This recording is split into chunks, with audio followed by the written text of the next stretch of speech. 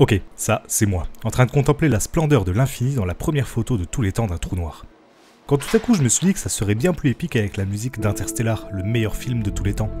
J'ai commencé avec ça, puis j'ai enchaîné avec la musique d'Inception, celle de Gladiator, puis la BO de Batman. Et là, je me suis dit... Mais pourquoi ils ont fait ça? Bah ouais, personne se place ici pour regarder dehors, pile dans l'encadrure de la fenêtre. Ça a aucun intérêt. Il aurait pu se placer là, ici, ou encore ici, à la limite, vu que c'est une chauve-souris. Bon, ok, selon toute vraisemblance, notre cerveau semble avoir une tendance à trouver que les choses symétriques sont cool, reposantes et sexy. Mais qu'est-ce qui fait qu'on en arrive là? Pourquoi notre cerveau aime la symétrie? Pour commencer, la plupart des objets qui nous entourent sont symétriques, des pétales d'une fleur au corps humain en passant par l'intérieur d'un train blindé par la SNCF. Pour les objets naturels, cela provient la majorité du temps de la manière dont ils sont produits, la division cellulaire. Et pour les objets produits par l'homme, cela provient du fait que même si la plupart du temps ça n'a aucune utilité, notre cerveau est naturellement influencé par les points de repère qu'il croise le plus souvent, des objets naturellement symétriques.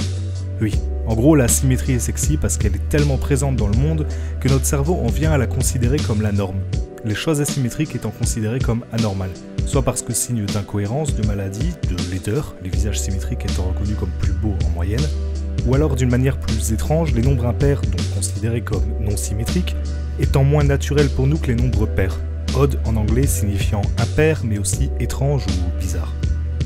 Bref, notre cerveau aime la facilité et la cohérence. Il trouve donc plus agréables les choses symétriques et va donc naturellement les encourager. Il aime d'ailleurs tellement les choses propres, symétriques et finies qu'il en arrive même à créer des choses qui n'existent pas sans votre accord. Par exemple, ici, que voyez-vous ? Si vous répondez deux triangles superposés, félicitations, votre cerveau est normalement constitué et vous ment en créant des informations qui n'existent pas. Ici, il n'y a aucun triangle, juste trois chevrons et trois Pac-Man astucieusement disposés. Cet exercice s'appelle le triangle de Kanizsa et montre comment votre cerveau, dans un souci de normalité, en vient à créer des lignes qui n'existent pas et même à altérer les couleurs pour donner l'impression que le blanc qui constitue le triangle supérieur est plus blanc que le reste. Alors que pas du tout. Pour étudier ce phénomène, on parle de psychologie de la forme, ou gestaltisme. Et il existe une phrase qui définit très bien ce courant de pensée. Le tout est différent de la somme de ses parties. Un peu comme pour résumer qu'un objet n'a de vrai sens que s'il est accompagné d'un contexte. Dans le cas du triangle de Kanizsa, les trois différents chevrons et Pac-Man n'ont pas de sens pour vous, mais deux triangles superposés sont des formes que vous avez appris à reconnaître. Votre cerveau reconstitue donc naturellement cette forme. Un exemple plus concret serait cette table. Si vous observez une nappe et des assiettes et des couverts dessus, il s'agira pour vous d'une table à manger. Or, si la même table est surmontée par une trousse, des feuilles et un ordinateur, il s'agira certainement d'un bureau. Pourtant, dans les deux cas, il s'agit de 4 pieds et d'un socle. Et c'est là tout le cœur du gestaltisme.